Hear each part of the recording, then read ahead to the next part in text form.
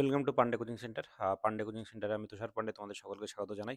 তো চলো, আশা করছি সবাই ভালো আছো। আর আমি তোমাদের সামনে একটা নতুন অ্যানাউন্সমেন্ট করছি, সেটা হলো যে আমরা এখন থেকে এই চ্যানেলে প্রত্যেকটা পরীক্ষার যে প্রিভিয়াস ইয়ার কোশ্চেন সেগুলো আমরা একদম উইথ ডিটেলস সলভ করব। আমরা সঠিক এক্সপ্লানেশন এবং তার শর্ট ট্রিক্স কী হয় সেগুলো বলে দেবো। কারণ তোমরা জানো যে প্রিভিয়াস ইয়ারের কোশ্চেন যারা অলরেডি প্রিপারেশান নিচ্ছ, যারা একটু পুরনো, তারা জানো যে বিগত বছরে যে প্রশ্নগুলো এসছে সেগুলো কতটা ইম্পর্টেন্ট, কেন কি তার এই টাইপের প্রশ্নপত্র পরীক্ষায় আসে। ওকে, এবং যারা নতুন রয়েছে তারাও জেনে নাও, কারণ প্রিভিয়াস ইয়ারের কোশ্চেন তোমরা যদি সেই সম্পর্কে যদি কনসেপ্ট না থাকে, তাহলে কিন্তু তোমরা যে এই যে মহাসমুদ্রের মধ্যে হাতড়িয়ে বেড়াবে যে কোন টাইপের প্রশ্ন পরীক্ষায় আসে। তো তার ফলে আমরা সিদ্ধান্ত নিয়েছি কি, যে আমরা বিগত বছরের প্রত্যেকটা পরীক্ষা, যেমন যেমন আজকে তোমাদের যে সেটটা করানো হবে সেটা এসএসসি জিডির জন্য করানো হবে। ওকে, তো এরকম আরেকটা কথা তোমরা মাথায় রাখবে যে আমরা হয়তো কোনো একটা যে কোনো দিন সেট আনলাম এসএসসি জিডির প্রিভিয়াস ইয়ার, কোনো দিন আনলাম ডাব্লিউবি প্রিভিয়াস ইয়ার, কোনো দিন আমরা রেল প্রিভিয়াস ইয়ার আনলাম। তবে একটা কথা মনে রাখবে যে আমাদের যে প্রিভিয়াস ইয়ারের যে প্রশ্নগুলো থাকে, তো এগুলো কিন্তু যে আমরা এসএসসি জিডির কোশ্চেন দেখে আমরা এটা কখনো ভাববো না সেটা ডাব্লিউবিতে আসতে পারে না, বা সেটা রেলে আসতে পারে না, বা সেটা এসএসসির অন্য এক্সামে আসতে পারে না। কারণ প্রিভিয়াস ইয়ারের কোশ্চেন, যে এই কোশ্চেন এই পরীক্ষায় এসছে মানে সেটা অন্য পরীক্ষায় দিতে পারে, মানে এই টাইপের প্রশ্ন পরীক্ষায় আসে। ওকে, তো তার ফলে যে তোমরা যারা মানে অন্যান্য পরীক্ষার জন্য প্রিপারেশন নিচ্ছে, এটা এসএসসি জিডির প্রিভিয়াস ইয়ার করলে কি হবে, যে তুমি এসএসসি জিডির জন্য তোমার তো সেটা তৈরি হচ্ছে, তার সঙ্গে ডিফেন্সের বাকি যে পরীক্ষাগুলো রয়েছে বা এসএসসি বা রেল, ইভেন ইভেন সিজিএলও বলতে পারি, কারণ সব পরীক্ষা কিন্তু ডিফিকাল্ট আসে না সব কোশ্চেন।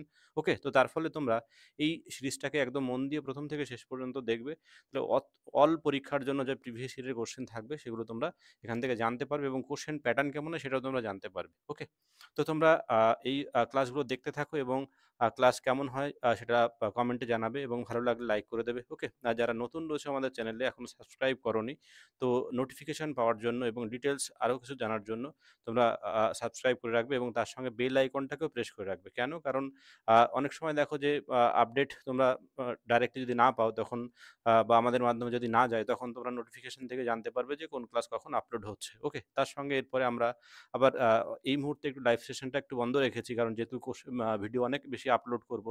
তো তার ফলে তোমরা ক্লাসগুলো দেখো, এবং এরপরে আবার লাইভ যে সেশনগুলো থাকবে সেগুলো আমরা ডিটেলস ডেট জানিয়ে দেবো। ওকে, এবং টাইম বা কোন ডেতে কোন ক্লাস হতো সেগুলো জানিয়ে দেবো।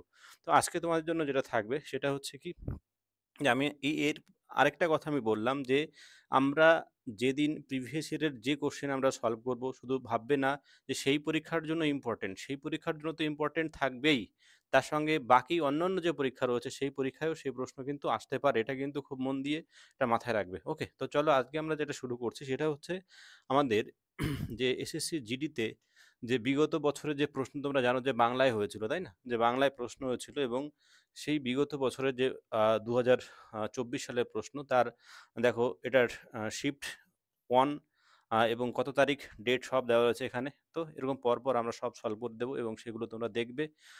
এবং তোমরা যদি ক্লাস তোমাদের যদি ভালো লাগে লাইক করে দেবে, বন্ধুদের মধ্যে শেয়ার করবে। ওকে, তো চলো শুরু করি আর কথা না বাড়িয়ে। এবং এবং এটা প্রত্যেকদিন আপলোড করা হবে বিভিন্ন, যেমন শুধুমাত্র ম্যাথস নয়, ম্যাথস থাকবে, রিজনিং থাকবে, তার সঙ্গে জিকে থাকবে, অল সাবজেক্ট থাকবে। ওকে, তো তোমরা প্রত্যেকটা ক্লাস দেখো, এবং আশা করছি তোমাদের ভালো লাগবে, এবং ক্লাস ভালো লাগলে লাইক করে দিও। চলো আমরা ফার্স্ট কোশ্চেনটা দেখি। ফার্স্ট কোশ্চেনে কি বলে দিয়েছে দেখো, যদি m/n ইকুয়াল টু 9:6 হয়, মানে দেখো একটা রেশিও দেওয়া আছে এখানে, কি যে m/n এর রেশিও দেওয়া আছে, সেটা কত, 9:6। তাহলে এটাকে দেখো, এই রেশিওটাকে আমরা একটু ছোট করতে পারি, যেহেতু প্রত্যেকটাকে আমরা 3 দিয়ে ভাগ করে আমরা লোয়েস্ট টার্মেও আনতে পারি, আবার নাও আনতে পারি, কোনো ব্যাপার না, তাও আমরা লোয়েস্ট টার্মে নিয়ে নিই। এটা 3, মানে এখানে 3 দিয়ে ভাগ করলে এটা কত হচ্ছে, 3:2 হচ্ছে, মানে এই রেশিওটা কার, 3:2 এর সমান হচ্ছে। তার মানে মানগত দিক থেকে দেখো, এম এর মান আমরা কত বলতে পারি, এম এর মান আমরা 2 বলতে পারি, আর এন এর মান কত বলতে, সরি, এম এর মান আমরা 3 বলতে পারি, আর এন এর মান কত বলতে পারি, 2 বলতে পারি। ওকে, তাহলে এবার এই যে যেটার মান বের করতে বলছে, এখানে যদি মান আমরা ইনপুট করে দিই, তাহলে কিন্তু আমরা রেশিওটা পেয়ে যাব। তাহলে এম এর ভ্যালু কত, এম এর ভ্যালু দেখো 3, আর এন এর ভ্যালু কত, 2। মান বসিয়ে দাও এখান থেকে, এম মানে 3 প্লাস 2, আর 3 মাইনাস কত, 2। ওকে, তাহলে এখান থেকে দেখো কত হচ্ছে, 5 যোগ করলে 5 হচ্ছে এখানে 1, মানে 5:1 হচ্ছে। তাহলে অপশান কোথায় রয়েছে, অপশান এতে রয়েছে। দেখো তোমরা এটা চাইলে, তোমরা কিন্তু এটা চাইলে যে 9 আর 6 ধরে ক্যালকুলেশন করতে পারতে, কিন্তু কোনো ব্যাপার না। কিন্তু অনেক সময় কি হয় যে বড় সংখ্যা ধরে ক্যালকুলেশন করতে গিয়ে সংখ্যাটা বড় হয়ে যায়, যদিও এক্ষেত্রে খুব একটা প্রবলেম হবে না, সেকেন্ড আবার তোমাকে কাটাকুটি করে নিতে হতো, এই জন্য আগে থেকে আমরা কি করলাম, কাটাকুটি করে ছোট করে নিলাম। ওকে, চলো পরের কোশ্চেন দেখি আমরা।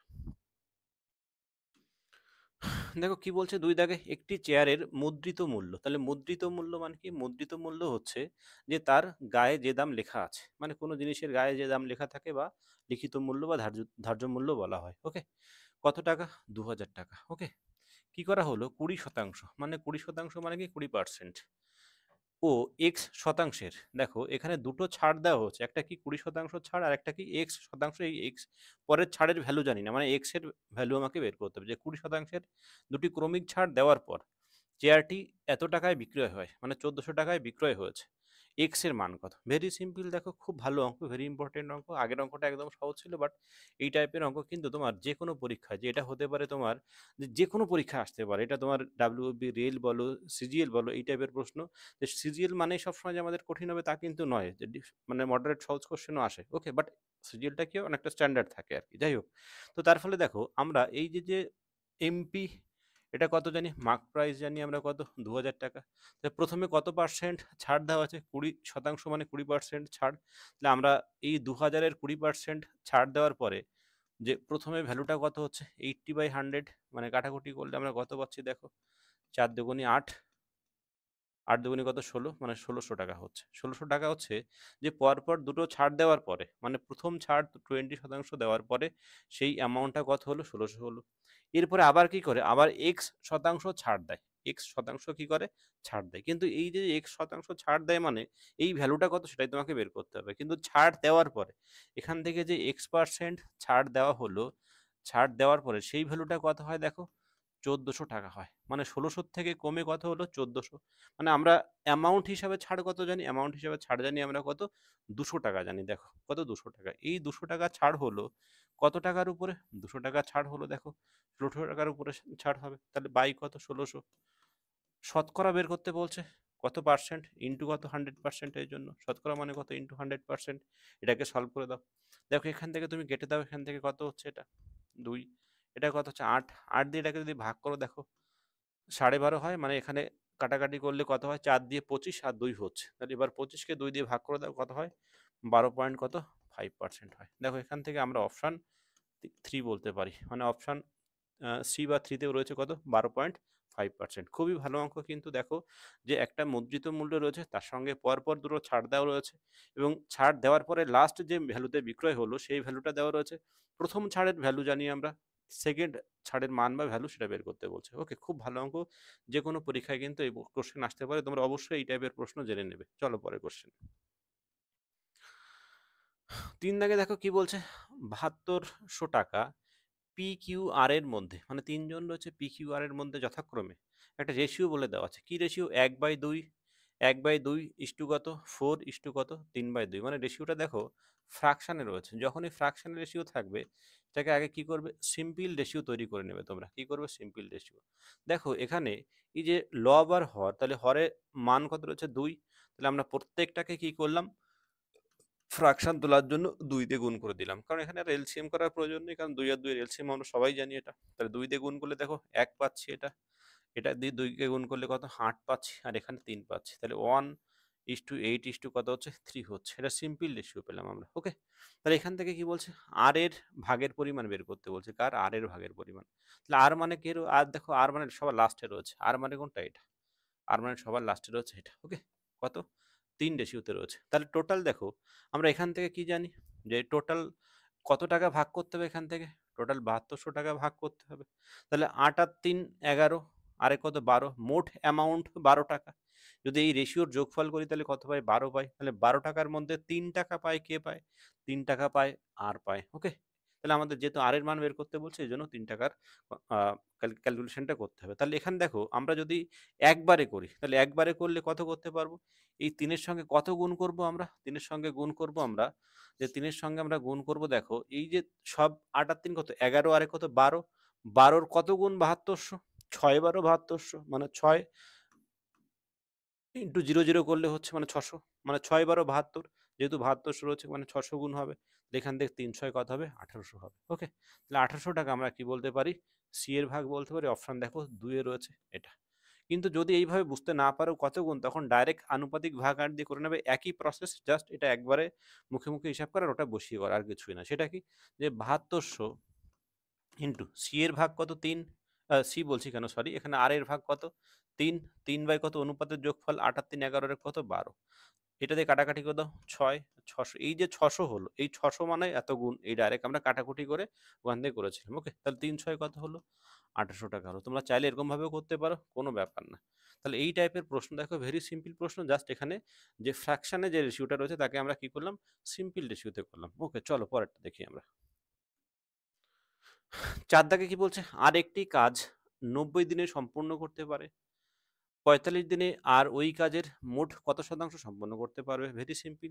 আরেকটা কথা বলি, তোমরা এই অঙ্ক সবার আগে কি করবে দেখো, নিজেরা আগে পজ করে অঙ্কটাকে সলভ করবে এবং সলভ করে দেখবে যে তোমরা কিভাবে সলভ করলে, আমি কিভাবে সলভ করলাম, এই করার প্যাটার্নটা দেখবে প্রথমে, এবং তারপরে কি দেখবে, তারপর দেখবে যে উত্তর সঠিক হলো কিনা। ওকে, কারণ এখান থেকে দেখো কয়েকটা বিষয় তোমাদের শিখতে হবে। প্রথমে সঠিক উত্তরটা বের করা, এবং যদি যে অঙ্কগুলো তোমরা কিভাবে করছো বা আমি তোমাদের কিভাবে করিয়ে দিচ্ছি টাইম বাঁচানোর জন্য, এটা কিন্তু খুব ইম্পর্টেন্ট। ওকে, এবং আমি আবারও বারবার করে বলছি, প্রিভিয়াস ইয়ারের কোশ্চেন কিন্তু খুবই ইম্পর্টেন্ট, কারণ কোশ্চেন প্যাটার্ন না জানলে তোমরা কোনো পরীক্ষায় কিন্তু আলটিমেট সাকসেস পাবে না। কেন? কোশ্চেন প্যাটার্ন না জানলে চাকরির পরীক্ষার ক্ষেত্রে এটা মহাসমুদ্র ব্যাপার, যে তুমি কত কিছু করবে, তোমাকে জানতে হবে যে কোন টাইপের প্রশ্ন পরীক্ষায় আছে। ওকে, চলো, তাহলে এখান থেকে কি বলছে? আর একটি কাজ ৯০ দিনে সম্পন্ন করতে পারে। আর একজন ব্যক্তি কি করে? ৯০ দিনে একটি কাজ সম্পন্ন করতে পারে। তাহলে এখানে ৯০ দিনে ভেরি সিম্পল কোশ্চেন দেখো, আর এখানে কিছুই লিখতে হবে না, ৯০ দিনে সম্পন্ন করতে পারে। তাহলে ৪৫ দিনে আর ওই কাজের মোট কত শতাংশ করবে? Very simple. তাহলে আর এর টোটাল লাগে কত? ৯০ দিন সময় লাগে। ৯০ দিন, ৯০ দিনে কি করে? সম্পূর্ণ কাজ মানে কত? 100% ৯০ দিন সময় লাগে। তাহলে এখান থেকে যখন ৪৫ দিনে করবে, মানে ডে অর্ধেক হয়ে গেল, তাহলে তার 50% কাজ করবে না? তাহলে কত? 50% কাজ করবে আমরা বলতে পারি। কারণ ৯০ দিনে যদি 100% কাজ করে, তাহলে ৪৫ দিনে তার অর্ধেক কাজ করবে, 50% কাজ করবে। একদম ভেরি সিম্পল। এগুলোর জন্য কোনো খাতা পেন কিছুই লাগে না। অপশন কত হচ্ছে? ৩ এ রয়েছে বা সি তে রয়েছে 50%। ওকে, চলো পরের কোশ্চেন। ৫ কি বলছে? দুটি ট্রেন একই গতিতে বিপরীত দিকে ছুটে চলেছে। আচ্ছা, দুটি ট্রেন কি করলো? একই গতিতে বিপরীত দিকে, মানে ডাইরেকশন কি রয়েছে? ডাইরেকশন ভিন্ন ভিন্ন রয়েছে। ঠিক আছে? মানে এই ট্রেনের ডাইরেকশন, এই ট্রেনটা এদিকে যাচ্ছে, এই ট্রেনটা এদিকে আসছে। তারপরে কি বলছো? দেখো, একই গতি মানে সেম গতি, দুটি ট্রেনের বেগ সমান। দুটি ট্রেনের বেগ সমান। ওকে, বেগ সমান, ভেরি ফাইন। তাহলে এরপরে কি বলছে? যে প্রতিটি ট্রেনের দৈর্ঘ্য ৩২০ মিটার, মানে এটার দৈর্ঘ্য কত? ৩২০। এটার দৈর্ঘ্য কত? ৩২০। দৈর্ঘ্য সমান বলে দিয়েছে, এবং তারা একে অপরকে ১৮ সেকেন্ডে অতিক্রম করে। তো দেখো, আমরা যেহেতু একে অপরকে ১৮ সেকেন্ডে অতিক্রম করছি, তাহলে মোট কত দৈর্ঘ্য অতিক্রম করবে? কারণ এই ট্রেনটা এইদিকে গেল, আবার এই ট্রেনটা এদিকে এসে টোটাল দুটো ট্রেনের দৈর্ঘ্যই অতিক্রম করবে। তাহলে মোট কত দৈর্ঘ্য অতিক্রম করবে? এই দুটো ট্রেনের যোগফল। কত সময় লাগছে? সময় লাগছে দেখো ১৮ সেকেন্ড। তাহলে আমরা এখান থেকে, যেহেতু দুটো ট্রেনের বেগ, আমরা কি পাবো? আপেক্ষিক বেগ পাবো এখান থেকে। তাহলে আমরা আপেক্ষিক বেগটা বের করে নিই। আপেক্ষিক বেগ। ওকে, আপেক্ষিক বেগ। তাহলে আপেক্ষিক বেগটা কি রয়েছে দেখো, এই দুটোর যোগফল কত? ৩২ ৬৪ মানে ৬৪০ বাই কত হচ্ছে? ১৮ সেকেন্ড। ১৮ দিয়ে ভাগ করে দাও এটাকে। তাহলে ১৮ দিয়ে ভাগ করলে আমরা কত পাচ্ছি? আগে এখান থেকে দেখো আমরা পাচ্ছি, মান বের করতে বলছে, ও কিলোমিটার পার আওয়ারে বের করতে বলছে। ওকে, এখানে দেখো ইউনিটগুলো রয়েছে কি? সব কিলোমিটার পার আওয়ারে রয়েছে। তাহলে এটাকে আমরা কিলোমিটার পার আওয়ারে চেঞ্জ করে নিই। তাহলে আমাদের কি হবে? যে আপেক্ষিক বেগ, যে উত্তরের সঙ্গে মেলানোর জন্য সুবিধা হবে। ওকে, তাহলে এখান থেকে দেখো, এটা পাচ্ছি কি আমরা? Metre per second. তোমাদের বোঝানোর জন্য একটা লাইন আমি বাড়িয়ে দিচ্ছি। এটা কি পাচ্ছি আমরা? Metre per second. তাহলে মিটার পার সেকেন্ড থেকে যখন আমরা কিলোমিটার পার আওয়ারে আনবো, কি বললাম? কিমি পার আওয়ারে আনবো, তখন আমরা কত দিয়ে গুণ করব? তখন আমরা গুণ করব ১৮/৫ দিয়ে গুণ। কত? ১৮/৫ দিয়ে গুণ করতে হবে। ওকে, তোমরা এটা জানো অলরেডি, ১৮/৫ দিয়ে গুণ করতে হয়। তাহলে এখান থেকে আমরা ৬৪০ ইন্টু কত? ১৮/৫, এটা দিয়ে আমরা গুণ করছি। ৬৪০/১৮ ছিল ওটা, দেখো ৬৪০/১৮ কে গুণ করলাম কত? ১৮/৫ দিয়ে, তখন এটা কি হয়ে গেল? কিমি পার আওয়ার হয়ে গেল। তাহলে কাটাকুটি করো, ১৮ কেটে দাও এখান থেকে। ৫ দিয়ে কাটলে কত হয় দেখো? ৫ × ১২ = ৬০, ৫ × ৮ = ৪০, মানে কত পেলাম আমরা? ১২৮ কিমি পার আওয়ার পেলাম। কত পেলাম? ১২৮ কিমি পার আওয়ার। এই যে ১২৮ কিমি পার আওয়ার পেলাম, এটা কি পেলাম? আপেক্ষিক বেগ পেলাম, মানে দুটো বেগের যোগফল। কিন্তু দেখো, খেয়াল করো, এখানে বলে দিয়েছে দুটি ট্রেনের বেগ সমান। দুটো ট্রেনেরই বেগ সমান এবং দুটো ট্রেনের যোগফল কত? ১২৮। তাহলে একটা ট্রেন যদি বেগ বের করতে চাই তাহলে অর্ধেক হয়ে গেল। তাহলে এখানে আমরা বলতে পারি অতএব প্রতি ট্রেনের বেগ কত হবে? ১২৮ ভাগ কত? ২। তাহলে এটা ভাগ করলে কত হয়? ৬, ৪, ৬৪ কিমি পার আওয়ার আমরা বলতে পারি যে প্রত্যেকটা ট্রেনের বেগ। তাহলে অপশান কততে রয়েছে দেখো? অপশান ডি বা ৪ এ রয়েছে ৬৪ কিমি পার আওয়ার। ওকে? ভেরি সিম্পল অঙ্ক। দেখো আমি তোমাদের পার্ট করে কেন দিলাম? বোঝানোর সুবিধার জন্য। বাট তোমরা যখন নিজেরা ক্যালকুলেশন করবে তখন কিন্তু একবারে এখান থেকে ডাইরেক্ট কত? যে ৬৪০ ইনটু দেখো কিভাবে একবারে করতে পারবে দেখো যে ৬৪০ ইনটু কত? ৬৪০ বাই কত? ১৮। এটা আমরা আপেক্ষিক বেগ পেলাম। তাহলে আপেক্ষিক বেগ যখন এটা পেলাম তাহলে আমাদের দরকার কি? আমাদের দরকার হচ্ছে দুটো বেগের মধ্যে একটা বেগ এবং দুটো বেগের যোগফল। দুটো বেগ যখন সমান হয় তাহলে প্রত্যেকটা বেগ তার কি হবে? যে টোটাল বেগের অর্ধেক হবে। এটাকে তোমরা আগে ২ দিয়ে ভাগ করে নিতে পারো। তাহলে এটা আমরা কিসে পেলাম? মিটার পার সেকেন্ডে। দেখো এখানে এই ২ দিয়ে পরে নিচে কেন ভাগ করলাম? ২ দিয়ে ভাগ করলাম যে প্রত্যেকটা ট্রেনের বেগ বের করতে বলে সেজন্য। কারণ দুটো বেগ তো সমান।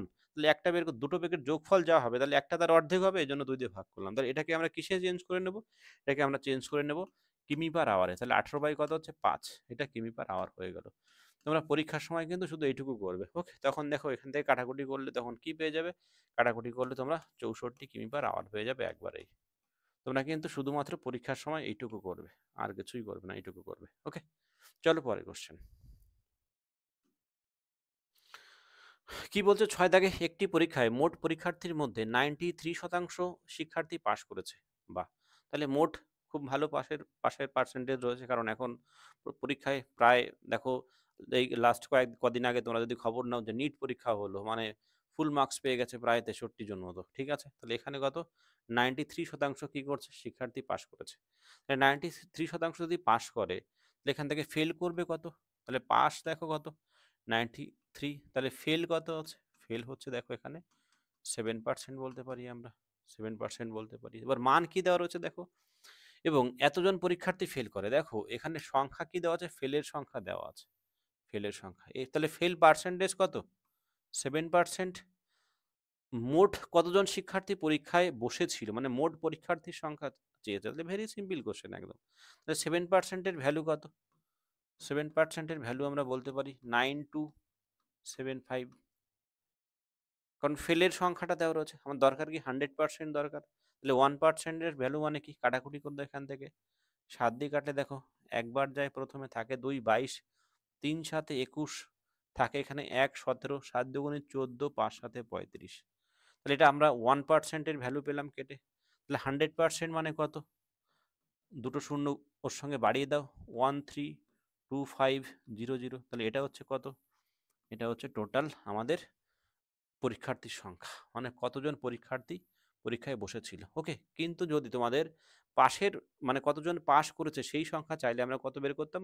93% বের করতাম। ওকে? তাহলে এখান থেকে আমরা দেখো কোন অপশন পাচ্ছি? 132500 কোথায় আছে? 132500 এটা রয়েছে দেখো। অপশন ৪ এ রয়েছে। তাহলে আমরা এখান থেকে অপশন ৪ বলতে পারি সঠিক উত্তর। ওকে? চলো পরের কোয়েশ্চেন। কারণ এগুলো তোমরা অলরেডি পারবে। Very simple. এবং আরেকটা দেখো এসএসসি জিডির কিন্তু রেজাল্ট খুব তাড়াতাড়ি আসছে। তোমরা জানো। অনেকেই যারা জানো না তারা জেনে নাও এবং মাঠের জন্য তোমরা তৈরি হতে থাকো। এসএসসি জিডিতে মাঠ কিন্তু একটা মানে বিরাট ইম্পর্টেন্ট ব্যাপার।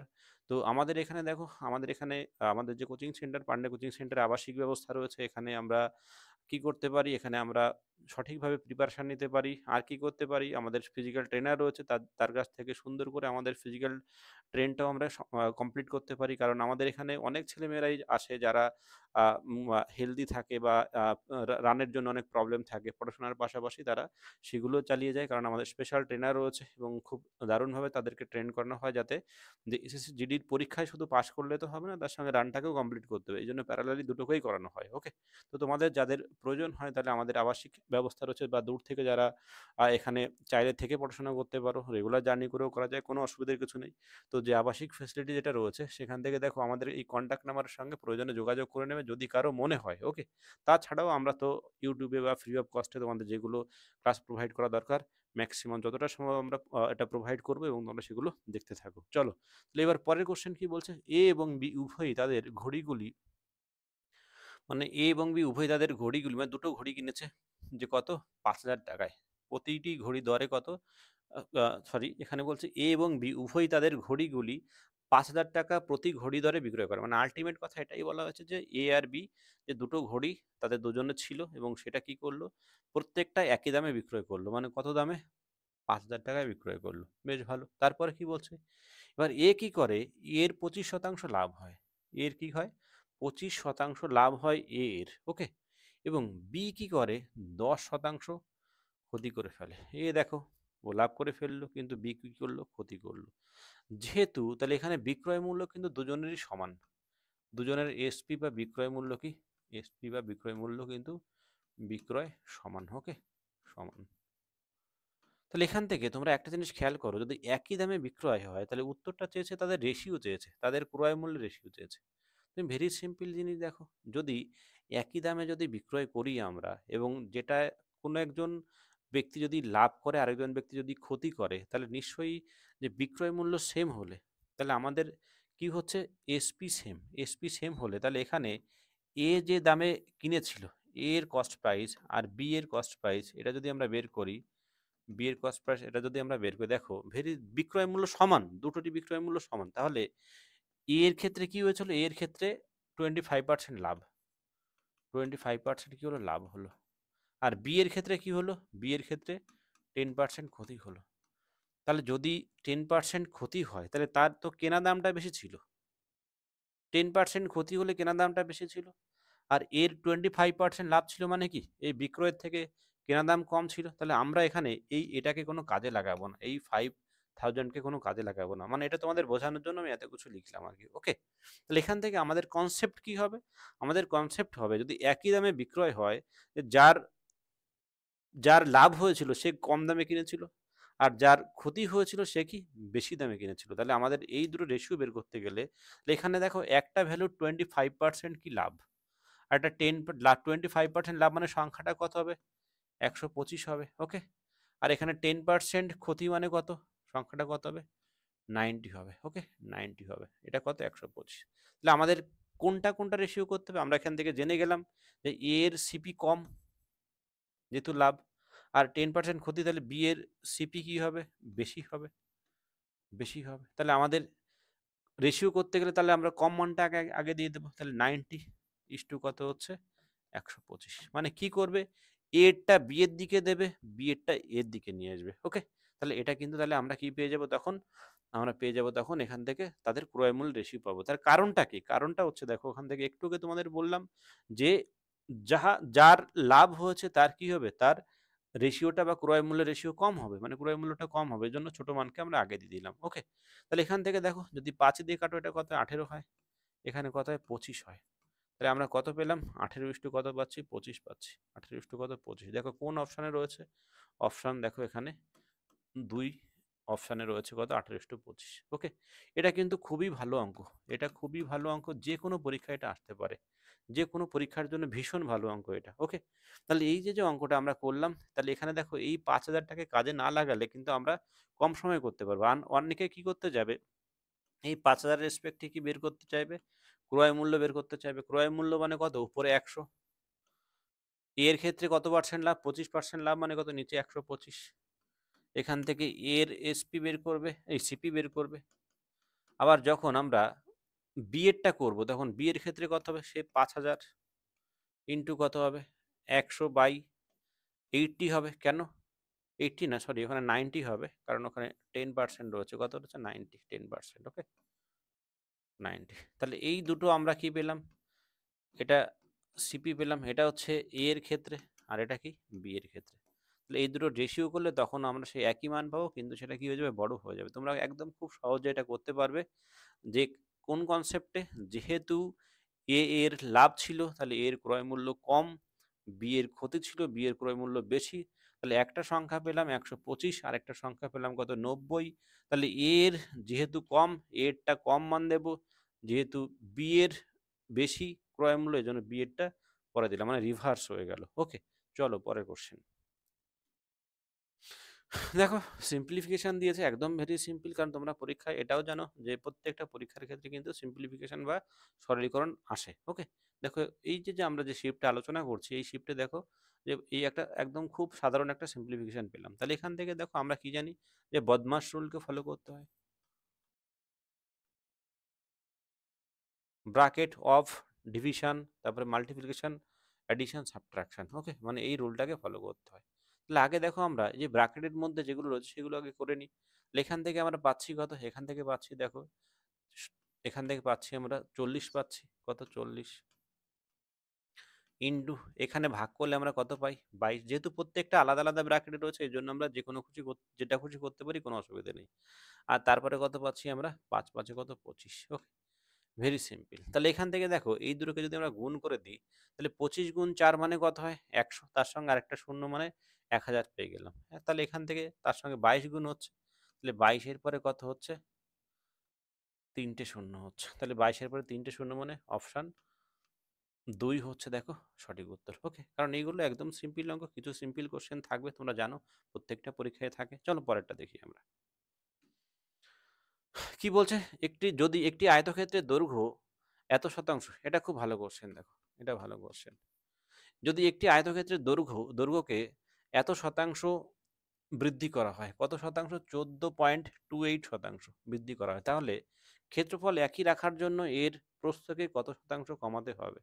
তাহলে একদম একটা আয়তক্ষেত্রের ক্ষেত্রে দেখো, যদি আমাদের ক্ষেত্রফল সেম রাখতে হয়, দৈর্ঘ্য যদি আমরা বাড়িয়ে দিই, তাহলে ডেফিনেটলি কি করতে হবে, যে ক্ষেত্রফল একই যদি রাখতে হয় তাহলে প্রস্থ কমাতে হবে। মানে একই রাখতে গেলে যদি এখানে ধরো দৈর্ঘ্য বাড়ালাম, তাহলে এখানে প্রস্থ তখন কি হয়ে যাবে, কমে যাবে, এরকম ব্যাপার।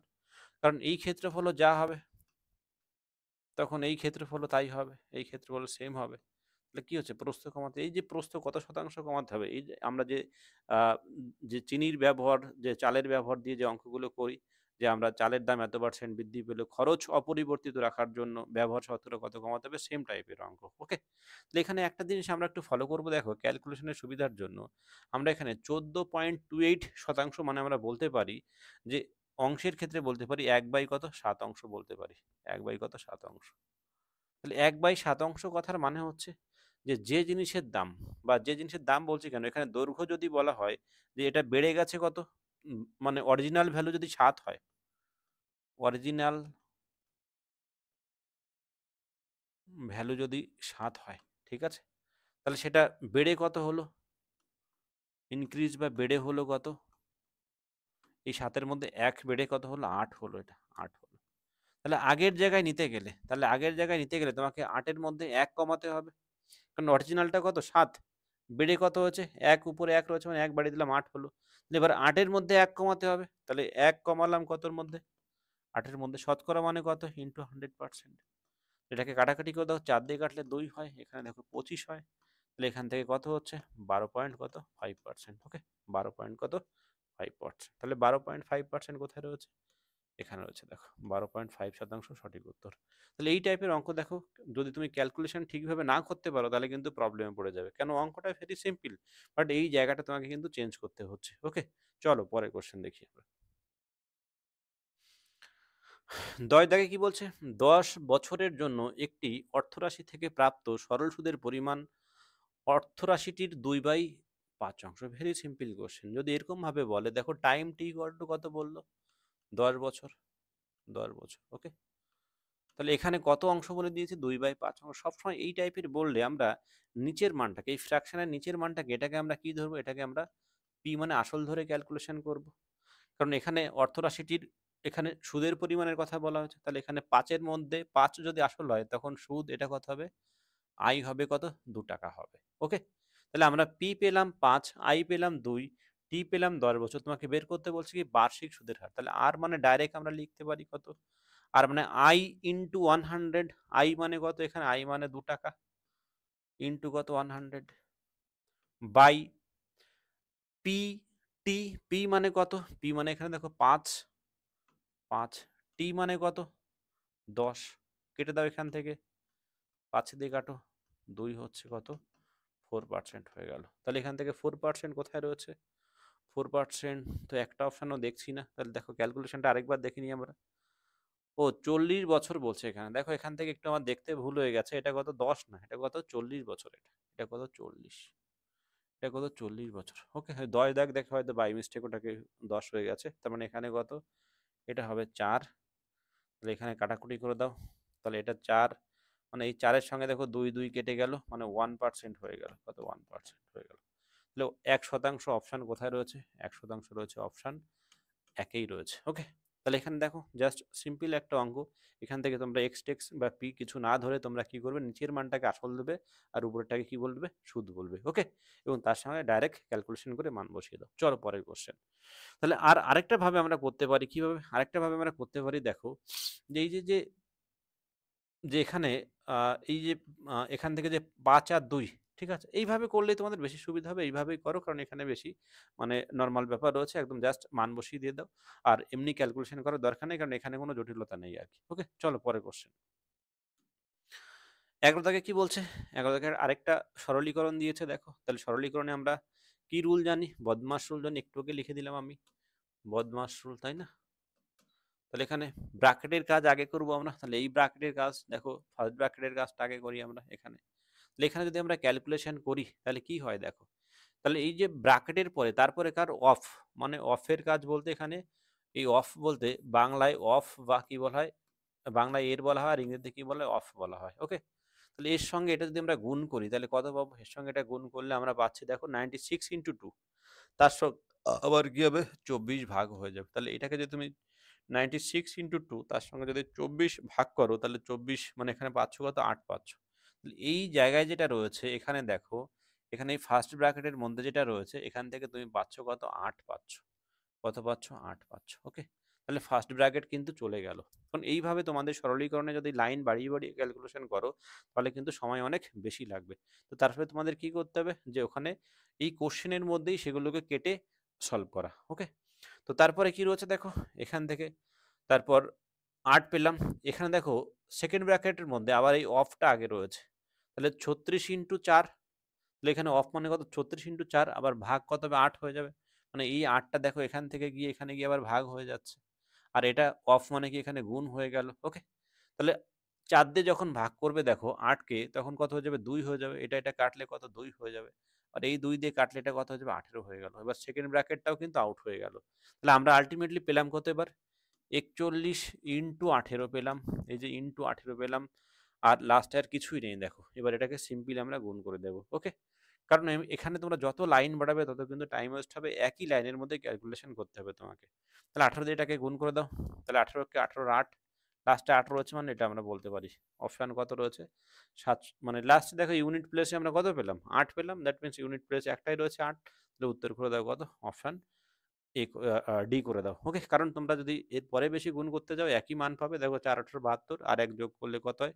73, এটাই পাবে। কিন্তু এটা এক্সট্রা গুণ করে টাইম ওয়েস্ট করার কোনো দরকার হবে না, যেহেতু ইউনিট প্লেসের মান আলাদা আলাদা রয়েছে। এটা খেয়াল করবে তোমরা। ওকে? খুব এটা কিন্তু তোমাদেরকে ইউনিট প্লেস দিয়েও কিন্তু অনেক বড় গুণকে এড়ানো যায়। এটা খেয়াল করবে কিন্তু। চলো পরের কোশ্চেন।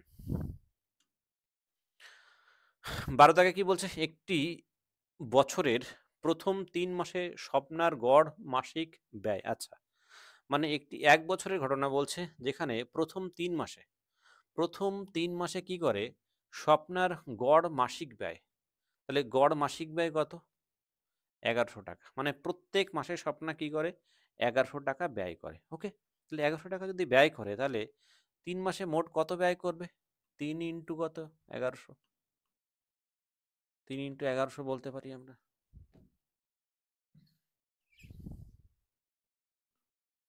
3 ইন্টু ১১০০ এটা বলতে পারছি আমরা। তারপরে কি করে আবার পরবর্তী ৫ মাসে? পরবর্তী ৫ মাসে কি করে আবার? ১০০০ টাকা করে ব্যয় করে। তাহলে প্লাস পরবর্তী ৫ মাস কত? ১০০০ টাকা ব্যয় করলো। তারপরে কি করে? এবং শেষ মাসে, শেষ ৪ মাসে ১২০০ টাকা। আরেকবার পড়ে দেখি আমি। ৩ মাসে স্বপ্নের গড় মাসিক ব্যয় হচ্ছে এত টাকা। পরবর্তী ৫ মাসে ১০০০ টাকা, এবং শেষ ৪ মাসে কত? ১২০০ টাকা। তাহলে এর সঙ্গে আরো ৪ মাস রয়েছে। তাহলে এখানে প্লাস আমরা করে দিই ৪ ইন্টু কত? ৪ ইন্টু ১২০০। ওকে? এটা হচ্ছে টোটাল ব্যয় করেছে।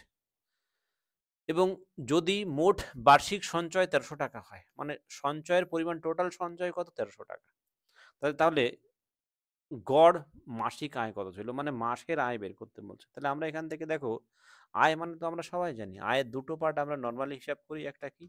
একদিকে ব্যয় হয়, যতটুকু ব্যয় হয় সেটা বাদ দিয়ে বাকিটা কি থাকে?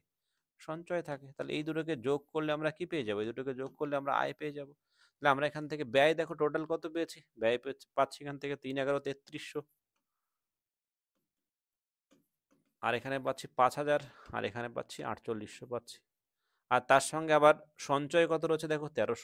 এর সঙ্গে কত সঞ্চয় আবার প্লাস কত? এই যে ১৩০০ টাকা। এই সবগুলোকে যদি আমরা অ্যাড করে দিই, তাহলে এটা অ্যাড করে দিলে আমরা কি পেয়ে যাব? মোট আয় পেয়ে যাব, মানে ১২ মাসের আয় পেয়ে যাব। তাহলে ১২ মাসের কত আয়? ওকে, ১২ মাসের আয়। তাহলে ১২ মাসের আয় যোগ করে দাও এখান থেকে।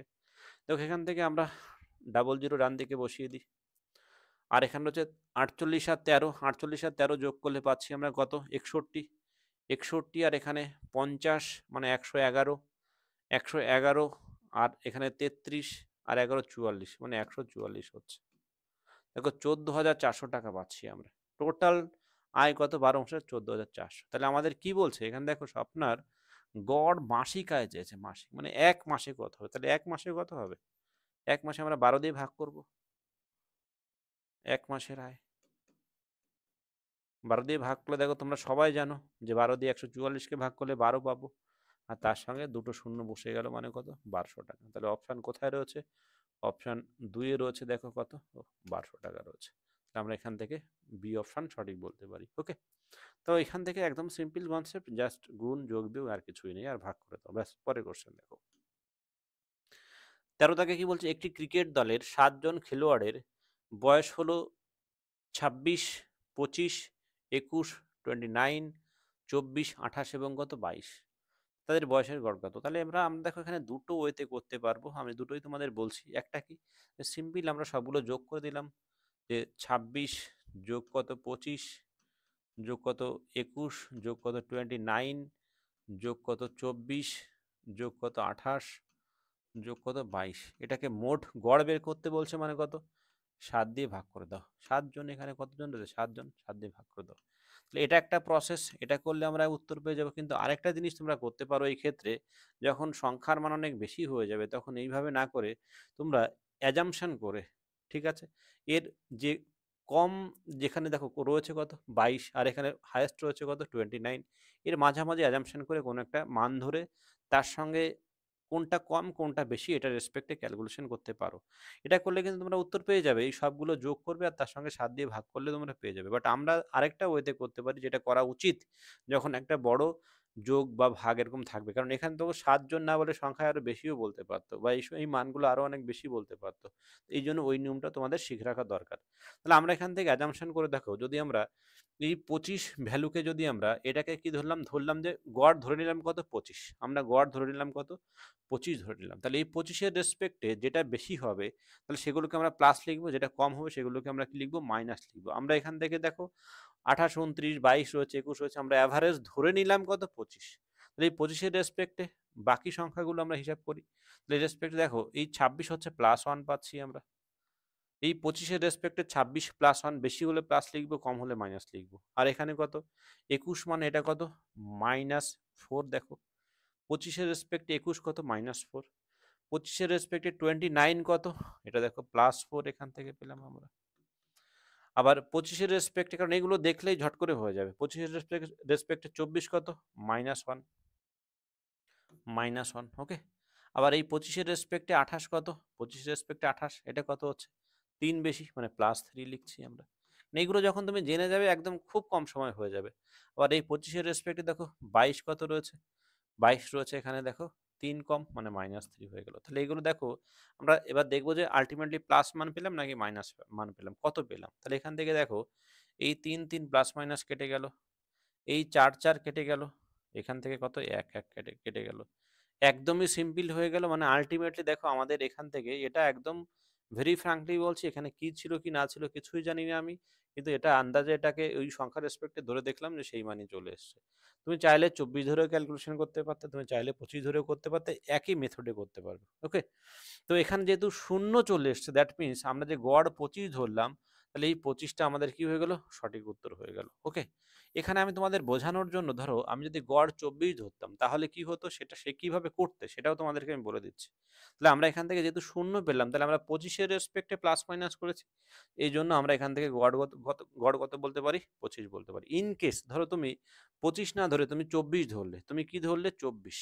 ভালো করে বোঝো, এখান থেকে মানটা কত রয়েছে, একটা রয়েছে, প্রথমে রয়েছে দেখো 26, তোমাদের বোঝানোর জন্য বলছি 25, তারপরে কত 21, তারপরে কত 29, তারপরে কত 24, তারপরে কত 28, তারপরে কত 22। তুমি কি ধরলে, তুমি ধরলে 24কে ধরলে, তুমি আন্দাজে এটা কত ধরলে, কারণ 24 এখান থেকে 24ও গড় রয়েছে, 24 এখানে ফ্যাক্টর না, মানে আমরা অ্যাভারেজে একটা মান অ্যাপ্রোচ ধরে নিলাম আমরা। তাহলে 24-এর রেসপেক্টে দেখবো যে বাকিগুলো কত বেশি না কম। তাহলে 24-এর রেসপেক্টে দেখো এটা যদি তুমি 26 হিসাব করো +2,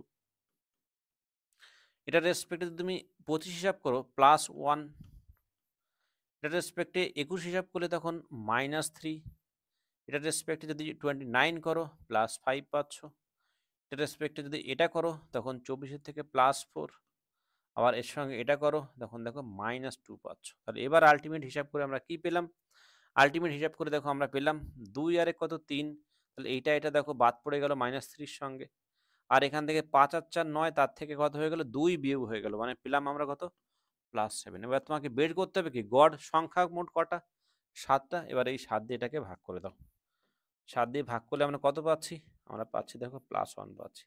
তাহলে +1 যেহেতু পেলাম, আমরা 24 ধরেছিলাম, এর 24-এর সঙ্গে আমরা কি করব, +1 করব। ওকে, তাহলে তখন দেখো 24 + 1 = কত হয়ে যাবে, 25 হয়ে যাবে। যে অ্যাকচুয়াল মেথডটা হচ্ছে এইটা, এরকম ভাবে করলে তোমাদের অনেক বড় বড় এরকম গড়ের মান তোমরা খুব সহজভাবে করতে পারবে। আর এখানে যেহেতু 25 ডাইরেক্টলি ধরে 25 মানই পেয়েছিলাম জন্য আমি তোমাদের বোঝানোর জন্য 24 ধরেও করলাম। ওকে, চলো পরের কোশ্চেন দেখি আমরা। 14 দাগে কি বলছে, রোহিত রুপি কত, 2320 দিয়ে একটি পুরনো ব্যাট কিনেছে। আচ্ছা, একটা পুরনো ব্যাট কিনেছে কত, 2320 টাকা দিয়ে, বেশ ভালো। তারপর কি করলো, যেহেতু পুরনো জিনিস কিনছে হয়তো ঠিকঠাক চলছে না, এবার এবার কি করলো, তাকে মেরামত করার জন্য কত, 180 টাকা খরচ হলো। তাহলে সে 2320 টাকা দিয়ে কিনলো এবং তার জন্য আরও খরচ করতে হলো কত, 180 টাকা।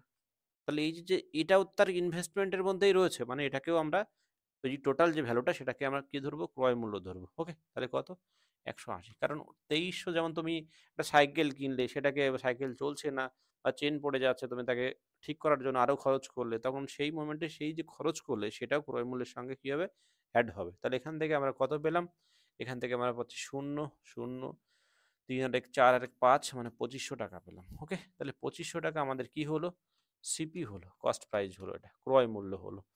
সে যদি 2400 টাকাতে ব্যাটটি বিক্রি করে, তাহলে এবার বিক্রি করলো কত, 2400 টাকা। 2400 কি হলো, এসপি হয়ে গেল। তাহলে 2400 টাকা যদি এসপি হয়, তাহলে কি হবে, তার ক্ষতি হয়ে যাচ্ছে, কত টাকা ক্ষতি হলো, এখান থেকে লস হয়ে গেল, দেখো কত টাকা লস হয়ে গেল, কত, 100 টাকা লস হলো, কত, 100 টাকা, কত টাকার রেসপেক্টে, 2500 টাকার রেসপেক্টে 100 লস হয়ে গেল, কত, 2500 টাকা রেসপেক্টে কত, 100 লস। তাহলে শতকরা লস বের করতে বলছে, তুমি অ্যাজাম্পশন করে ক্যালকুলেশন যখন একটু করতে পারবে, তখন এটা দেখেই করা যায় তখন, যে তখন এটা কত, 4% হবে। কিন্তু অ্যাকচুয়ালি হয় কিভাবে, দেখো এখানে 100 টাকা লস হলো কত টাকার জন্য, 2500 টাকার জন্য। শতকরা মানে কত, ইন্টু 100%। বাট যখন অঙ্কের কনসেপ্ট তৈরি হয়ে যাবে, তোমার এটা করতে হবে না, তুমি দেখেই বুঝতে পারবে। ওকে, তাহলে এখান থেকে কাটাকাটি করে দাও, এই শূন্য কেটে দাও, 25 দিয়ে কাটলে কত হয়, 4, মানে আমরা বলতে পারি কি 4% বলতে পারি, মানে অপশান 2 হচ্ছে সঠিক অপশান। ওকে, তাহলে এই টাইপের অঙ্ক তোমাদের পরীক্ষা, সিম্পল অঙ্ক বাট পরীক্ষায় কিন্তু আসতে পারে। চলো পরেরটা দেখি আবার। দেখো 15 দাগে কি বলছে, 44টি আম, 121টি কলা এবং 11টি আপেল রয়েছে।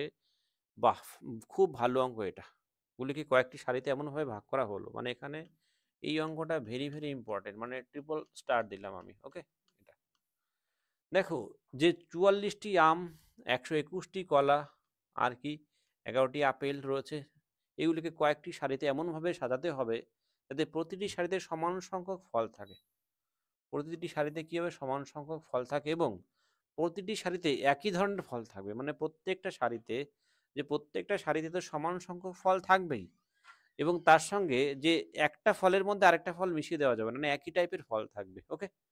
তাহলে সারির সর্বনিম্ন সংখ্যা কত? সর্বনিম্ন সংখ্যা কত? খুবই ইম্পর্টেন্ট অঙ্ক।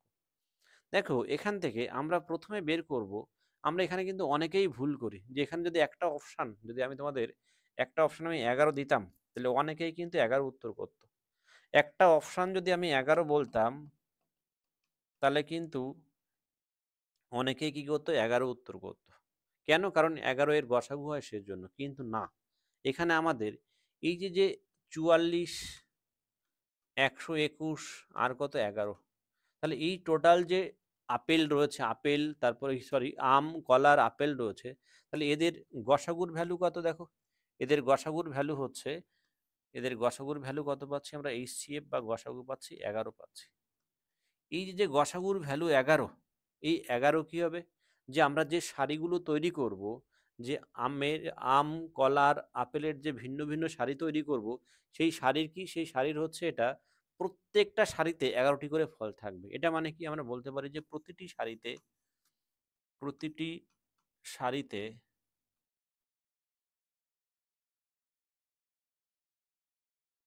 ন্যূনতম প্রতিটি সারিতে ১১টি করে ফল থাকবে। কেন? কারণ এই যে গসাগু যদি, কেন আমার দেখো এখান থেকে সর্বনিম্ন সারির সংখ্যা চেয়েছে। তাহলে সর্বনিম্ন সারির সংখ্যা যদি চায়, তাহলে ম্যাক্সিমাম একটা সারিতে কতগুলি ফল রাখতে পারবো? যে এইচসিএফ এর যে ভ্যালু প্রতিটি সারিতে ম্যাক্সিমাম, এটাকে আমরা ম্যাক্সিমাম লিখতে পারি। যে প্রতিটি সারিতে ম্যাক্সিমাম আমরা ১১টি করে ফল রাখতে পারবো। বোঝা গেল? তাহলে এখান থেকে মোট আমের সংখ্যা কত? ১১। তাহলে এই ৪৪, তাহলে মোট আমের সংখ্যা যদি ৪৪ হয়, তাহলে এখানে আমরা কি যে ১১টি করে রাখতে পারবো প্রত্যেকটা সারিতেই। তাহলে প্রত্যেকটা সারিতে যদি ১১টি ফল রাখি, তাহলে এই কলার আমের জন্য আমরা কটা সারি পাবো? আমের জন্য পাবো দেখো ১১ দিয়ে ভাগ করে দাও, ভাগ ১১ মানে কটা? ৪টি সারি পাবো। কটা পেলাম আমরা? ৪টি পেলাম।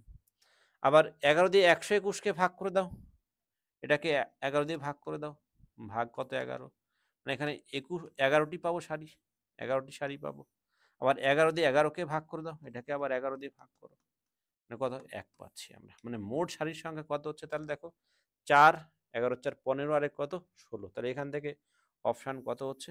১৬ হচ্ছে সঠিক উত্তর। মানে আমরা একবারে যেটা বের করব, মোট সারির সংখ্যা ৪৪ ভাগ ১১ প্লাস কত? ১২১ ভাগ কত? ১১ প্লাস ১১ ভাগ কত? ১১। ওকে? তাহলে এটা আমরা করলে এখানে পাচ্ছি আমরা ৪, এখানে পাচ্ছি আমরা কত? ২১, আর এখানে পাচ্ছি আমরা কত? ১ পাচ্ছি। তাহলে সব যোগ করলে আমরা কত পাবো? সব যোগ করলে আমরা ১৬টি সারি পাবো। মানে সব থেকে সর্বনিম্ন সারি বের করতে গেলে এখান থেকে আমরা কত পাচ্ছি? এখান থেকে আমরা ১৬টি পাচ্ছি। ওকে? তাহলে তোমরা এখান থেকে দেখো ২ টো কোয়েশ্চেন ফেস করতে পারো। যে প্রতিটি সারিতে ম্যাক্সিমাম কতগুলি ফল রাখতে পারবে? মানে সবথেকে বেশি সংখ্যক কতগুলি ফল রাখতে পারবে? তখন উত্তর হয়ে যাবে কত? ১১। সবথেকে বেশি সংখ্যক প্রত্যেকটা সারিতে থাকবে। খুবই ভালো অঙ্ক কিন্তু এটা। একটা অপশন যদি ১১ দেওয়া হয় এই জায়গায়, তাহলে এখানে আমি বলে দিচ্ছি যে 95% এর উপরে কিন্তু নেগেটিভ খেতে পারে, যদি অঙ্ক ঠিকঠাক এই টাইপের অঙ্ক না বুঝতে পারে। ওকে? তাহলে এখান থেকে দেখো, তাহলে আমরা মোট প্রত্যেকটার সাথে ১১টা করে রাখছি। তাহলে আমাদের মোট সারির সংখ্যা বের করতে গেলে প্রত্যেকটা ফলকে তুমি কি করে দাও? ১১ দিয়ে ভাগ করে দাও, অথবা এদেরকে যোগ করেও ১১ দিয়ে ভাগ করতে পারো। বাট ওটা না করে তোমরা আলাদা, আলাদা ডিভাইডেড করলেই খুব সহজে করতে পারবে। কারণ এখানে এইচসিএফ করলে তোমরা সেই মানগুলো এমনিই পেয়ে যাবে। ওকে? খুব ভালো অঙ্ক কিন্তু এখানে আবারও বলছি যে ভেরি, ভেরি ইম্পোর্টেন্ট এই অঙ্কটা। এবং এই পরীক্ষা দেখো যে আমি তোমাদের এটা এসএসসি জিডির কোশ্চেন সলভ করাচ্ছি, বাট এটা এসএসসি জিডির নয়। তাহলে এই কোশ্চেন কি যে কোনো পরীক্ষায় আসতে পারে। যে তোমাদের এটা দিতে পারে, ডাব্লিউবিপি দিতে পারে, রেল দিতে পারে ডাব্লিউবিপিকে এসআই দিতে পারে, যে কোনো পরীক্ষা দিতে পারে, সিজিএলে দিতে পারে, কোনো ব্যাপার না। জাস্ট ওখানে কি ভাষাটা ইংলিশে থাকবে, আর কিছুই না। ওকে? তাহলে আমাদের অঙ্কের টাইপ কিন্তু মোরলেস সেমই থাকে, লেভেল অফ ডিফিকাল্টি একটু কি থাকে, যে কম বেশি থাকে। কিন্তু এই কোশ্চেন তোমাদের ওভারঅল প্রত্যেকটা পরীক্ষার জন্য, পিএসসি বলো প্রত্যেকটা পরীক্ষার জন্য ইম্পর্টেন্ট। সামনে অনেক পরীক্ষা রয়েছে তোমাদের, পিএসসি এসএস, পিএসসি দেখো তোমাদের ক্যালেন্ডার ডিক্লেয়ার করে দিয়েছে। পিএসসি যে ক্যালেন্ডার ডিক্লেয়ার করে দিয়েছে, সামনে খুব তাড়াতাড়ি তোমরা কি পরীক্ষা পাচ্ছ? মিসলিনিয়াস পিএসসি ক্লার্কশিপ পাচ্ছ, তারপরে তোমরা ডাব্লিউপির যে পরীক্ষাগুলো রয়েছে সেগুলো পাচ্ছ। তারপরে তোমার ডাব্লিউবিসিএস এর সেই ক্যালেন্ডার দিয়ে দিয়েছে। তোমরা কিন্তু সামনে অনেক পরীক্ষা রয়েছে, ভালো করে পড়াশোনা করো। যে এখন থেকে যদি ঠিকঠাক পড়ো, এই টাইমটাকে যদি কাজে লাগাও, তাহলে কিন্তু সাকসেস পাওয়া সম্ভব। কারণ এখনের প্রত্যেকটা সেকেন্ড তোমাদের জন্য কিন্তু ইম্পর্টেন্ট। ওকে, এটা কিন্তু খেয়াল রাখবে। চলো পরে কোশ্চেন দেখি। ১৬ দাগ কি বলছে? মান নির্ণয় করো। এখানে আরেকটা দেখো কত সিম্পলিফিকেশন দিয়েছে। এটা এমন কোনো পরীক্ষা নেই যেখানে সিম্পলিফিকেশন আসে না। ওকে, তাহলে এখান থেকে দেখো একই লাইনের মধ্যে আমরা আবার ক্যালকুলেশন করব। এখানে ফার্স্ট ব্র্যাকেটের মধ্যে এই ভ্যালুটা রয়েছে, তাহলে এটাকে আগে ক্যালকুলেশন করে নিই। এবং এখানে কোনটা অফ যেহেতু নেই, ভাগের কাজ আগে হবে। তাহলে এখানে ভাগের কাজ যদি আমরা আগে করি, দেখো এইটুকু করলে কত পাচ্ছি? ২৪কে ৭২কে ২৪ দিয়ে ভাগ করলে ৩ পাবো। যখন এই মানটা ৩ পেয়ে যাব, তখন কিন্তু এই ১৭৫ এর সঙ্গে ৩ গুণ হয়ে যাবে। তাহলে ১৭৫ এর সঙ্গে ৩ গুণ হয়ে আবার কি হবে? ৫ যোগ হবে। তাহলে এখান থেকে ৩ ৫ এ ১৫, ৩ ৭ ৫১ আর কত ৫২। ওকে, ৫২৫, তার সঙ্গে আরো ৫ দেখো যোগ রয়েছে। মানে এইটুকু পেলাম আমরা, কত পেলাম? ৫০০ কত পেলাম আমরা? ৩০ পেলাম। তাহলে ফার্স্ট ব্র্যাকেটের মধ্যে যতটুকু রয়েছে দেখো ৫৩০ পেয়ে গেছি। তাহলে এর সঙ্গে কি রয়েছে? এর সঙ্গে দেখো আবার সেকেন্ড ব্র্যাকেটের মধ্যে রয়েছে গুণ 20 রয়েছে। দেখো গুণ 20 করার পরে তাহলে আবার আমাকে ২ দিয়ে ভাগ করতে হবে। এইজন্য গুণ না করে আগে এটাকে আমরা ২ দিয়ে ভাগ করে দিই। তাহলে এই ২ দিয়ে কি করলাম? এটাকে ভাগ করে দিলাম। ওকে, ২ দিয়ে ভাগ করলে কত পাচ্ছি? এখানে দেখো ১০ পাচ্ছি। তাহলে খুব সহজে আমরা বলতে পারছি 5300 বলতে পারছি। তাহলে দেখো কোন অপশানে রয়েছে এটা? অপশান ৪ এ রয়েছে এটা, যে 5300। ওকে, তাহলে সিম্পলিফিকেশন দেখো, দেখো তুমি এই সেটে ৩ টে সিম্পলিফিকেশন পেলে। এইজন্য তোমাদের কেন প্রিভিয়াস ইয়ার দরকার, যে কোন জায়গা থেকে কোশ্চেন বেশি তোলে, এটা সবথেকে বেশি ইম্পর্টেন্ট। কারণ তুমি যদি কোশ্চেন কোথা থেকে অঙ্ক আসবে, কোথা থেকে আসবে না, এটা যদি না জানতে পারো, তাহলে কিন্তু তোমার আল্টিমেটলি কিন্তু আইডেন্টিফাই করা মুশকিল হয়ে যাবে। এবং না হলে হাত ছাড়িয়ে বেড়াতে হবে যে আমি কি করব? যে আমি কোন টাইপের অঙ্ক করব? এটা করব না ওই টাইপের করব, তালগোল পাকিয়ে যাবে। এইজন্য তোমাকে সবার আগে জানা দরকার যে কোশ্চেন প্যাটার্ন কেমন হয়। এটা কিন্তু ভেরি ইম্পর্টেন্ট। ওকে, চলো পরেরটা দেখি। ১৭ দাগে কি বলছে? ১৭ দাগে বলছে একজন শিক্ষার্থী একটি পরীক্ষায় 75% নম্বর পায়। তো 75% নম্বর পেল। তার ফলে কি হলো? যা হলো 60% নম্বর পাওয়া এক শিক্ষার্থীর প্রাপ্ত নম্বর চেয়ে ৩০ বেশি। একদম ভেরি সিম্পল ব্যাপার দেখো। তাহলে একজন পরীক্ষার্থী পেয়েছে 75%, আবার অন্য একজন পরীক্ষার্থী 60% পেয়েছে। তাহলে এই যে দুটো পার্সেন্টেজের যে পার্থক্য ঘটেছে, প্রাপ্ত নাম্বারের যে পার্থক্য, সেই পার্থক্য নাম্বারের দিক থেকে কত? নাম্বারের দিক থেকে দেখো 30 নম্বর। পার্সেন্টেজের পার্থক্য কত? পার্সেন্টেজের পার্থক্য এখান থেকে আমরা 15% বলতে পারি। তাহলে এই 15% এর ভ্যালু মানে কত? 30 নম্বর বলতে পারি। যেহেতু আমরা জানি সম্পূর্ণ মানে 100% জানি। তাহলে এখানে প্রশ্ন কি চেয়েছে? পরীক্ষার পূর্ণমান কত? মানে কত নাম্বারের পরীক্ষা হয়েছে? একদম অঙ্ক দেখেই বোঝা যাচ্ছে যে 15% এর মান 30, ১ এর মান ২, ১০০ এর মান ২০০। ওকে? তাহলে এখান থেকে 1% এর ভ্যালু কত? ২, 100% মানে সম্পূর্ণটা, সেটা কত? ২০০ হচ্ছে। তো কত নাম্বারের মধ্যে পরীক্ষা হয়েছিল? ২০০ নাম্বারের মধ্যে পরীক্ষা হয়েছিল। Very simple question. তাহলে এই টাইপের অঙ্ক কিন্তু তোমরা খুব সহজভাবে কয়েক সেকেন্ডের মধ্যেই নামাতে পারবে। চলো পরের কোশ্চেন দেখি আমরা। ১৮ দাগে কি বলছে? ৮ দিন কাজ করার পর ৮ দিন কাজ করার পর, তাহলে কদিন কাজ করলো? ৮ দিন কাজ করার পর রাখি দেখলেন যে মাত্র ১০% কাজ সম্পন্ন হয়েছে। আচ্ছা, মানে ৮ দিনে, তাহলে পার্সেন্টেজ যেহেতু বলছে, তাহলে রাখি কি করলো? ৮ দিনে কাজ করলো। ৮ দিন, ৮ দিনে ১০ কাজ করলো। ১০ কাজ করলো। তাহলে বাকি আছে কত? বাকি ৯০ কাজ আছে। বাকি কাজ কত? ৯০ রয়েছে। পার্সেন্টেজ যেহেতু বলছে, বাকি রয়েছে কত? ৯০ কাজ। তারপরে কি বলছে দেখো। তিনি এরপরে কি করলেন? পুনমকে নিয়োগ করেন, যিনি রাখির চেয়ে ২০% বেশি দক্ষ। আচ্ছা, তাহলে রাখি আর পুনমের দক্ষতা আগে আমরা হিসাব করি দেখো। রাখির আর কি? পুনম। তাহলে পুনমের দক্ষতা কত? ২০% বেশি। তাহলে ২০% বেশি মানে যে রাখির যদি ১০০ হয়, তাহলে পুনমের কত হবে? ১২০ হবে। তাহলে এদেরকে কেটে দাও এখান থেকে। আমরা একটু ছোট করে নেব। তাহলে দেখো ২০ দিয়ে কাটলে এটা হয় কত? ৫। ৫ এটা কাটলে কত হয়? ৬। তাহলে আমরা এখান থেকে পাচ্ছি কত? রাখির দক্ষতা ৫ আর পুনমের দক্ষতা কত? ৬ পাচ্ছি। ওকে, ফাইন। তাহলে এখান থেকে দেখো, দেখো অ্যাকচুয়ালি আমরা এখন পর্যন্ত জানতে পারলাম না যে কার কতদিন সময় লাগছে। তাহলে আমরা এখান থেকে দেখো এই জায়গা থেকে বের করতে পারবো। তাহলে এখানে ১০ কাজ করতে সময় লাগে, রাখির কতদিন সময় লাগে? ৮ দিন সময় লাগে। তাহলে এখানে উত্তরটা চেয়েছে কি? উত্তরটা দেখো সম্পূর্ণ কাজ নাকি বাকি কাজ, সেটা আমরা একটু খেয়াল করি। যে একসঙ্গে কাজ করে বাকি কাজ, এই যে বাকি কাজ বলে দিয়েছে, বাকি কাজ সম্পন্ন করতে মানে অবশিষ্ট কাজের হিসাবের কথা বলছে। আর সম্পূর্ণটা বললে তখন আমরা পুরোটাই নিতাম। তাহলে আমরা এখান থেকে দেখো 10 কাজের জন্য যদি 8 দিন সময় লাগে তাহলে আমাদের বের করতে হবে বাকি কাজ মানে কত 90। তাহলে এই 10 এর কত গুণ 90? 9 গুণ। তাহলে সময় এই বাকি কাজের জন্য কত গুণ লাগবে? মানে 72 দিন লাগবে না? ভালো করে বোঝো। 10 কাজের জন্য যদি 8 দিন সময় লাগে তাহলে 90 কাজ মানে 10 এর 9 গুণ কাজ। তাহলে দিনও 9 গুণ বেশি লাগবে। তাহলে 9 গুণ বেশি মানে কত? 72 দিন সময় লাগে। তাহলে আমরা এখান থেকে বলতে পারি যে রাখির কাজটি শেষ করতে কতদিন সময় লাগবে? রাখির বাকি কাজ শেষ করতে, বাকি কাজ শেষ করতে 72 দিন সময় লাগবে।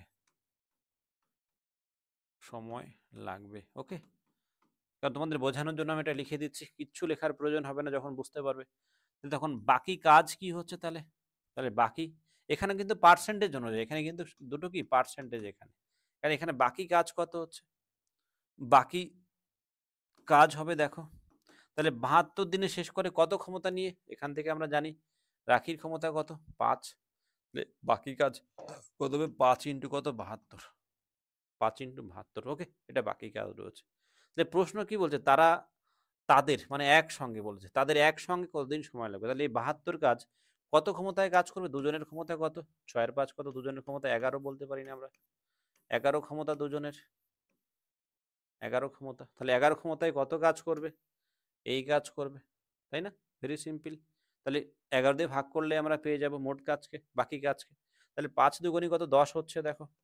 10 এর 0, 10 এর 0, 5 সাথে 35, আরে কত? 36 বাই কত? 11। দেখো অপশানও সেরকমভাবেই দেওয়া আছে। আর ভাগ করে রাখেনি।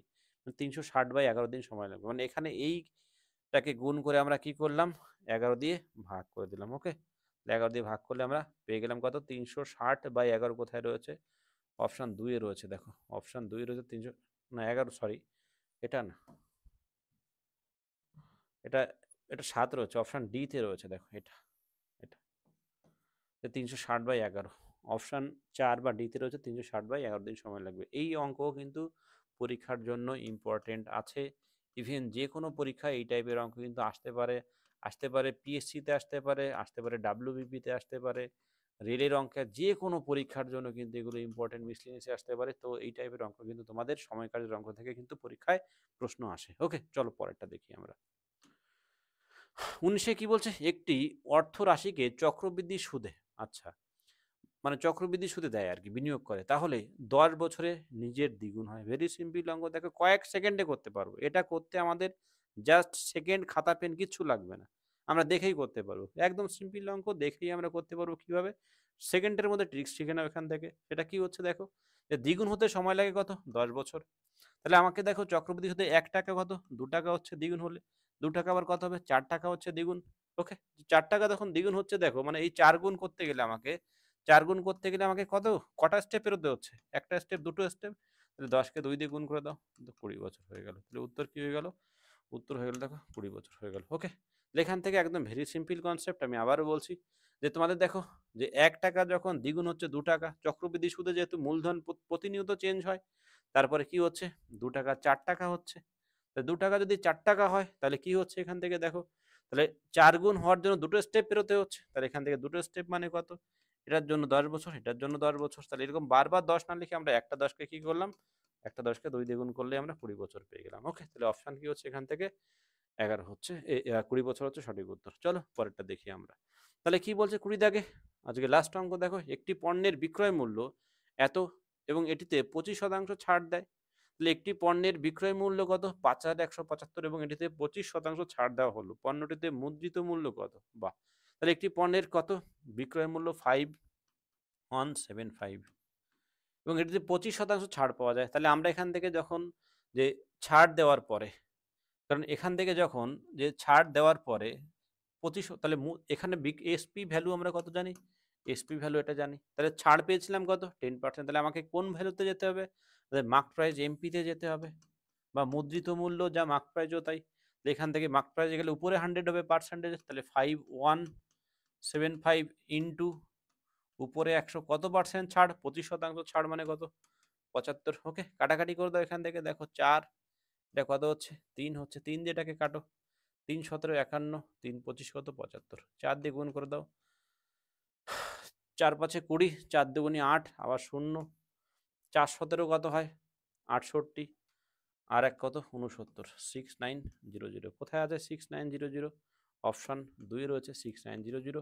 ওকে, তাহলে দেখো এখান থেকে আমরা সুন্দর করে কতগুলো অঙ্ক করে ফেললাম, যে 20টা অঙ্ক। যে এই অঙ্কগুলো আমি আবারও বলছি, নট অনলি শুধু এসএসসি জিডি, প্রত্যেকটা পরীক্ষার জন্য ইম্পর্টেন্ট। তোমরা ক্লাসটা মন দিয়ে দেখবে, এবং যারা ক্লাস দেখেছো, বা যাদের ক্লাস আমার ক্লাস ভালো লাগে, বা যদি ক্লাসটা ভালো লাগে তোমরা লাইক করে দেবে, কমেন্টে জানাবে ক্লাস কেমন লাগলো। এবং তোমাদের এরকম ভিডিও কিন্তু আমি আরও সামনে, যে এরকম একদম শিফট ধরে ধরে SSC GD, WBP, KP, SI এবং প্রি কনস্টেবল দুটোই, প্রিলিমেন্স দুটোই আনবো। ওকে, তার সঙ্গে রেলের প্রিভিয়াস ইয়ার পাবে, তার সঙ্গে তুমি পাবে যে পিএসসির প্রিভিয়াস ইয়ার পাবে, মিসলিনিয়াস ক্লার্কশিপ, ওকে, ডাব্লিউবিসিএস।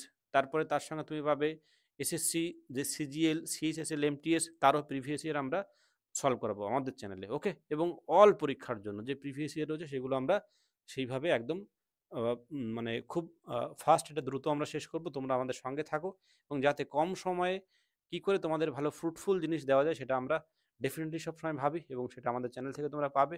তো ক্লাসের সঙ্গে থাকো, লাস্ট পর্যন্ত দেখো, এবং ক্লাস ভালো লাগলে লাইক করে দিও। সবাই ভালো থেকো, ভালো করে পড়াশোনা করো। আপকামিং অনেক পরীক্ষা রয়েছে, সেগুলো ক্র্যাক করতে হবে, সেটা ভেবেই কনফিডেন্স নিয়ে এখন থেকে এগিয়ে যাও। ওকে, চলো আজকে এই পর্যন্ত থাকলো। সবাই ভালো থেকো।